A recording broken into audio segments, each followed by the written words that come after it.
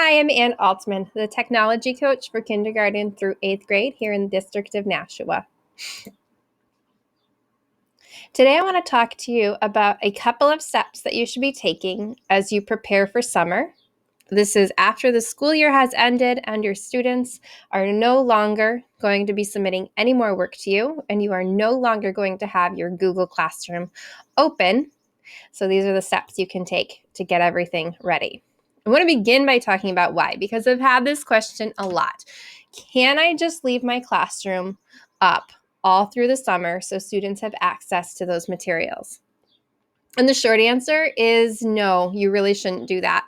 Here are a couple of reasons why. One, you and your students deserve a break. And as long as the Google Classroom is up there, you have some level of obligation to go in and check and respond to any questions that come from students. And your students really deserve to have that closure of the classroom being closed and them not even being able to access the work from the year. And by the nature of how the Google Classroom is designed, you cannot turn off the acceptance of continuing work. Students can go back and fix work that they've already finished, or they could go ahead and do work that they never finished and try to catch up. And honestly, that's just not fair to them because it is confusing. They don't have a way to get that. It doesn't impact their report card. That is already over and done with. It doesn't really reflect anything. So on a separate topic, I won't include all the details here, but if you want to provide summer materials for enrichment, you should do that elsewhere, not in the Google Classroom. All right, and that covers the confusion piece. Some students are going to think that they need to go back and catch up, or some parents are going to think that they need to go back and catch up. It doesn't matter how many times you say they don't, it is confusing. And the third reason is the unexpected may happen. One, Google will make updates over the summer. They always do. So we don't know exactly what Google Classroom will look like in the fall and throughout the summer. You don't want to be keeping an eye on that necessarily. You don't want to be bound to keeping an eye on that, let's say. Two is that we just have a lot of unpredictability in the future. And in a normal year, there are occasions when teachers have reasons they need to leave before the summer ends. And there are other reasons why teachers end up leaving, or if for any reason you wind up not in the district in the fall.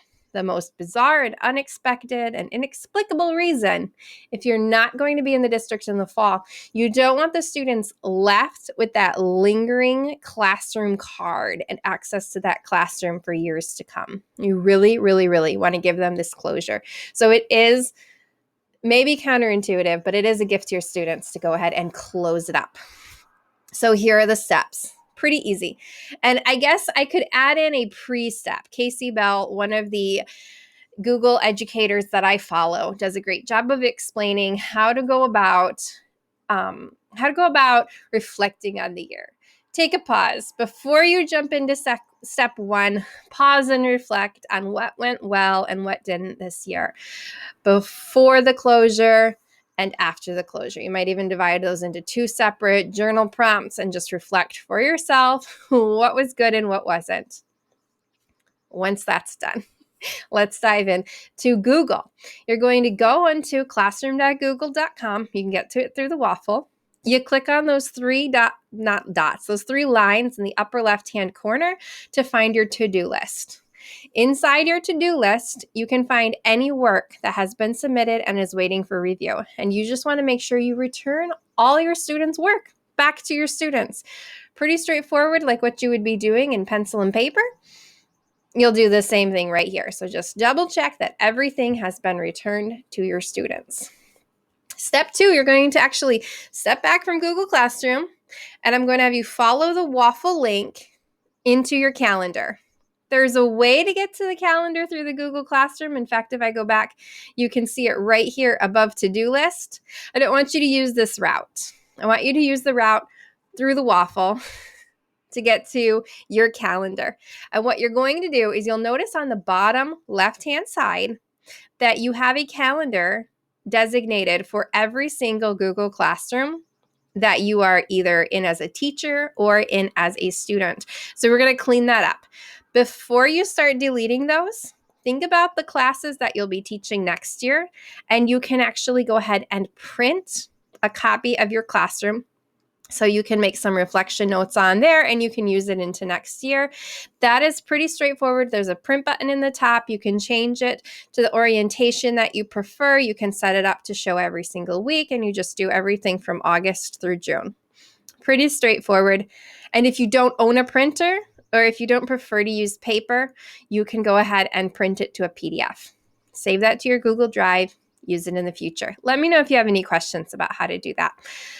But anywho, after you've saved a copy of your Google Calendar for your classroom, so you have an idea about the assignments that you've been giving this year, the next thing that you'll want to do is go ahead and clean it up, because you're not going to have those same classrooms next year, but the classroom calendars will linger. So you can click on those in the bottom left-hand corner and you can say delete. So for everyone, once the school year is over, you're cleaning up your Google Classroom, please go right ahead and delete those. Step 3 brings us back to the Google Classroom landing page, where you see all those little chunks, one for every single classroom. I call those the cards. And you're going to do 2 things here: copy, the one you'll use for next year, and archive. And then we'll be done. So step 3 is that making a copy. You go over with your mouse onto the card. As you can see on this card, it is called Social Studies Department, and there's those 3 dots to the right of the title. Click on the word copy and make a copy. Voila, that's going to take a minute while you wait for the back end of Google server to create everything it needs for this new copy. And once that copy is created, you will have something, the shell, to work with for next year. What you are copying is everything from the classwork tab or channel in your Google Classroom. What you are not copying is your list of students or teachers in this classroom, anything that you posted on the stream, and you are not copying some of the settings. So you'll need to check on those things and rearrange those when you come back and get everything ready for the fall. All of the classwork is going to be undated and in draft form. So nothing is assigned already, but the shell is there. Once you've made that copy, we're done already. This isn't so bad, right? Step 4 is you click on that archive button. Same direction, click on those 3 dots and then choose archive. After you've done this, it is still accessible. If you realize you really needed something for reference down the road, you're going to go back to the archived classes and you can bring it out of the archive to gather whatever you need and put it back into the archive. So it's not gone forever. It's just nicely hidden out of your way and no longer residing on your students'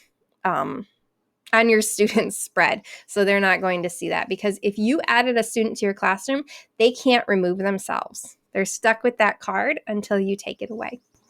So these are the steps.